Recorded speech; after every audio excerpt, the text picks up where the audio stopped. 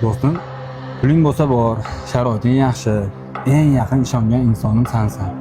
Shunga ozgina puldan yordam qilib turgin, o'zim o'rnab olay.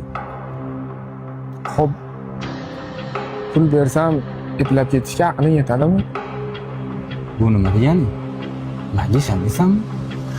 Birinchidan biznesni qarz olib boshlamayman. Pulni olib o'zim bilan qachon berishdi? O'zingni sog'lig'ingni rivojlantir. Masan, pul berging kelmayaptimi? Yo ishonmayapsan? Kuyib qolishdan qo'rqyapsan?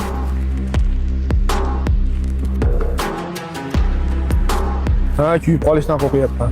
Men sendan bu narsani kutmadim. Tushundingmi? To'xta. Nima? Gapimni oxirigacha eshit.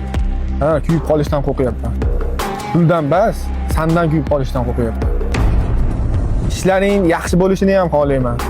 Puling ko'payishini ham xohlayman. Lekin pul bersam seni yo'qotib qo'yishni xohlamayman. Bahonani ham zo'rini topding-ku.